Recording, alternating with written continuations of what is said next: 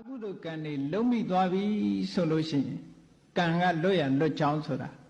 ကံတရားတွေကနေပြီးမကောင်းတဲ့ကံတွေလွတ်ဖို့နီလန်းမရှိဘူးလားဆိုရှိပါတယ်မြတ်စွာဘုရားကဟောတယ်ဒီကံတွေကဒီအကုသိုလ်ဆိုတာမလုပ်ကောင်းဘူးမလုပ်သင့်ဘူးလုပ်ရင်ဆင်းရဲဒုက္ခအကျိုးတွေကိုပေးတယ်ဟောဘုရားဒီလိုဟောတယ်မကောင်းမှုကံဆိုတာမကောင်းမှုဆိုတာသိတယ်သိသည့်အတွက်ကြောင့်မကောင်းမှုလုံးမိတဲ့ပုဂ္ဂိုလ်တယောက်ဒီစဉ်းစားရမှာငါမကောင်းမှုတော့လုံးမိပြီလုံးမိပြီးသားကိုပြန်တွေးပြီးတော့စိတ်လေးနေလို့ရှိရင်လည်းပဲဒါပယ်ဖြတ်လို့ပြုပြင်လို့ရတော့တဲ့အရာမဟုတ်ဘူးအဲ့တော့လုံးမိပြီးသားတော့ရှိစေတော့နောင်ငါမလုပ်ဘူးကောင်းတာတွေကြီးလုပ်မယ်ဟောဒီနီးဒါတကယ်စစ်မှန်တဲ့ကံကလွတ်မြောက်တဲ့နီးပဲ